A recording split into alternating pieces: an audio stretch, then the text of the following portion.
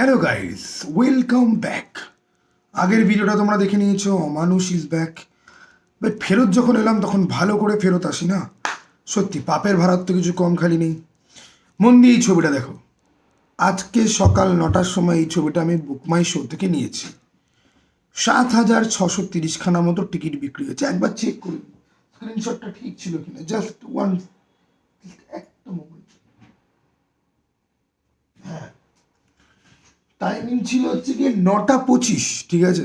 9টা 25-এ আমি স্ক্রিনশট নিয়েছিলাম সকালবেলা। ওই ডাঙ্কি ছালার ওগুলো চেক করার পরে আমি এটাও চেক করেছিলাম। আর তার সঙ্গে কাবুলিওয়ালারও চেক করেছিলাম। কাবুলিওয়ালার টিকিট বিক্রি হয়েছিল 6,980 মতো, ঠিক আছে। 6.98K আর 7.63K। এবার তুমি ইউটিউবে আসো। ইউটিউবে এসে তুমি যদি এসব আমাদের ভিডিও যদি দেখো, আমাদের কমিউনিটির ভিডিও যদি দেখো, দেখবে তুমি কিছু কিছু ইউটিউবার দেব একই কাণ্ড করে ফেললো, দেব ভয়ঙ্কর কাণ্ড করে ফেলেছে, এটা কি ভয়ঙ্কর আপডেট, এক্সক্লুসিভ আপডেট, ও মাই গড, 2 কোটির ঘরে চলে গেল। 6,980 থেকে 7,600 কতটা পার্থক্য থাকে? কতটা? হার্ডলি 700-800 মতো হবে টিকিট। মাই পয়েন্ট ইজ, কাবুলিওয়ালার বক্স অফিস নিয়ে কোনো ভিডিও তুমি পাবে না। কাবুলিওয়ালার বক্স অফিস নিয়ে কোনো ভিডিও তুমি পাবে না। কেউ কেউ বানিয়েছে খুব কম, কিন্তু এই স্ক্যামস্টারগুলো, এই চিটিং বা স্ক্যামস্টারগুলো, যাদেরকে বড় ইউটিউবাররা ডিফেন্ড করতে চলে আসে, না ও তো খুব ভালো ছেলে হয়ে গেছে, ও তো খুব ভালো কাজ করছে, এ তো অসাধারণ।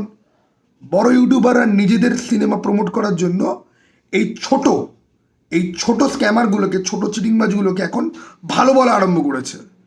কিন্তু কথা আছে না যে জাত যায় না, ঠিক আছে।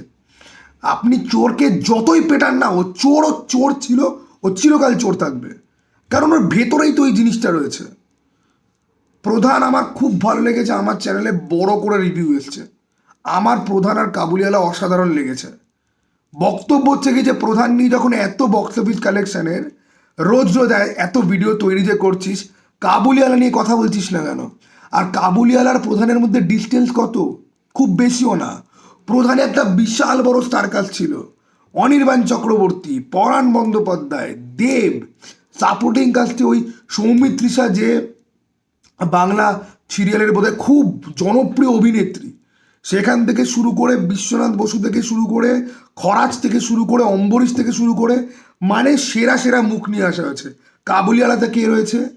শুধু সোহিনী সরকার, আবির আর মিঠুন চক্রবর্তী। এটার পাল্লা অনেক ভারী, এটার পাল্লা অনেক হালকা। সিনেমা হিসেবে দুটোই আমার সেরা লেগেছে। দুটো সিনেমাই আমার কিন্তু সেরা লেগেছে। আমার সারারের থেকে এই দুটো সিনেমা বেশি ভালো লেগেছে, একদম ওপেনলি বলছি, ঠিক আছে। আমি এই বিকিয়ে যাওয়া স্পাইনলেস ছোট লোক জানোয়ার স্ক্যামস্টার চিটিংবাজগুলোর মতো নই। আমার মুখের ভাষা খারাপ হতে পারে, আমার অ্যাটিটিউড খারাপ হতে পারে, আমি টক্সিক হতে পারি, আমি রেড ফ্ল্যাগ হতে পারি, বাট এদের মতো না মিথ্যাবাদী হিপোক্রেট নই চ্যানেলে এসে মিষ্টি করে তাহলে দেবদা কী করে ফেললো, দেবদা ভয়ঙ্কর কাণ্ড করে ফেললো। আমরা সবাই বলছি প্রধান খুব ভালো হয়েছে। তোরা দেবদাকে ভাঙিয়ে খাস, তোরা দেবজিৎকে ভাঙিয়ে খাস। তোদের মধ্যে কিছু জানোয়ার তো রয়েছে দেবজিতের সাথে, বাংলাদেশ থেকেও, বাংলাদেশের গোস্ত তাদের খুব ভালো লাগে। তোরা সিনেমা বুঝিস না, কোনোদিন বুঝতিস না, আজও বুঝিস না। তোরা বিজনেস করতে এসছিস, তোরা ক্রিমিকিট। যেই ইন্ডাস্ট্রি তোদেরকে আজকে ইউজ করছে না মার্কেটিং প্রচারের জন্য, এরাও জানে তোদের আসলিয়াত কি। কিন্তু তোদেরকে দিয়ে ফ্রিতে মাগনায় প্রমোশন হয় বলে কেউ কিছু বলে না। জানে জানে বড় বড় সুপারস্টার থেকে শুরু করে মোটামুটি যেই সমস্ত ফিল্ম মেকাররা এদেরকে তেল দেয় না, তারা খুব ভালো করে জানে যে ভাই বিনা পয়সা এদেরকে ইনভাইট করব, একবেলা খেতে দেবো, আমার জন্য সারাদিন কুত্তার মতো চিৎকার করবে। তবে না, এদের কিন্তু এই কুত্তার মতো চিল্লানি কিন্তু দেবজিতের জন্য কিন্তু এক্সক্লুসিভ। আর কিছু এদিক সেদিক, ঠিক আছে। কেউ কেউ আছে SRK শিখে গেছে তুকগুলো তাকগুলো, ঠিক আছে, খুব ভালো করে বুঝতে পেরে গেছে এটা ট্রেন্ডি, এটা নিয়ে কথা বললে পরে ভিউ আসবে, ওটা ট্রেন্ডি, ওটা নিয়ে কথা বললে পরে আসবে ভিউ। এরা হচ্ছে গিয়ে সত্যিকারের, আমি বলছি, এরা হয়তো লোক ঠকাচ্ছে না, কিন্তু এদের মতো ঠকবাজ জোচ্চোর অশিক্ষিত কিছু চ্যানেল আছে, অশিক্ষিত এবং ঠকবাজ, আর কিছু আছে শিক্ষিত ঠকবাজ। এদের ম্যানিপুলেশনের স্টাইল আলাদা, এদের ম্যানিপুলেশনের স্টাইল অনেকটা আলাদা, কিন্তু জানোয়ারেরা প্রত্যেকে শুধু স্টারেদের নাম করে ভাঙিয়ে খাবে। কাবুলিওয়ালার বক্স অফিস নিয়ে কথা বলছিস না কেন রে? বক্স অফিস প্রেডিকশনের বাচ্চাগুলো, কাবুলিওয়ালার বক্স অফিস নিয়ে কথা বলছিস না কেন? 700 টিকিটের ডিফারেন্স যদি থাকে, তাহলে দেবের একটা সিনেমা একদিনে 1 কোটি আর্ন যদি করে, ঠিক আছে, বা 50 লাখ, তাহলে এটাও মোটামুটি 70 লাখ আর্ন করেছে।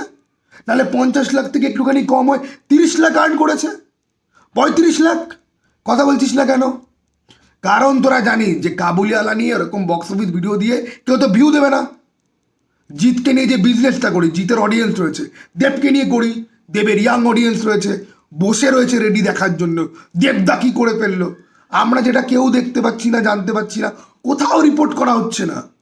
এরা বক্স অফিস কালেকশন লিখে তারপর লাস্টে বলবে এটা আমার প্রেডিকশন। অঙ্ক পারিস চোরের বাচ্চা? প্রেডিকশন মারাচ্ছিস? হ্যাঁ, 125 × 125 জিজ্ঞাসা করলে তো হেগে দিবি প্যান্টে। এদের মধ্যে আবার একজন আছে, সে আবার বলে আমার সরকারি চাকরি করার ইচ্ছা ছিল, কিন্তু আমি সিনেমা ভালোবাসি বলে এই লাইনে এসেছি। কানের তলায় না, তোদেরকে ছোটবেলায় বাবার স্যাররা যদি কানের তলায় যদি থাবড়া মারতো না, তাহলে তোরা সোজা রাস্তায় যেতিস। এবং তোরা কানে থাবড়া মানে ওটার যোগ্যতা নয়, তোদেরকে যদি জুতো দিয়ে ঝাঁটা দিয়ে মারা উচিত। ঠিক আছে, এখন ইয়াং বয়স আছে, এই স্ক্যামবাজি করে ইউটিউবে দিব্যি চলে যাচ্ছে। এরমভাবে চিরকাল চলবে না, বুঝলি? বড় বড় ইউটিউবার যাদের পা চাটিস না, তাদের একটা স্ক্রিপ্ট লেখার সিনেমা বানানোর যোগ্যতা আছে। তারা ইউটিউব থেকে চ্যানেল তৈরি করে আস্তে আস্তে ফিল্ম লাইনের দিকে চলে যাবে, বুঝলি? তোদেরকে এক পাতা, তোরা একটা পোস্ট, তোর একটা রিভিউ লেখার যোগ্যতা নেই। একটা রিভিউ লিখতে গেলে পরে বানানের ভুলে, ঠিক আছে, একজনের তো ইংলিশ উচ্চারণ, ঠিক আছে বাবা, অসপিসাসকে পড়ছে অ্যাসপিডেশন, ঠিক আছে, কিপ কাম। লিওর পোস্টারের রিভিউ করছে, কিপ কামকে পড়ছে কিপ ক্লাম, ওকে, পরে আবার বলছে কাম, ওকে। শুয়োরের বাচ্চাগুলো সব।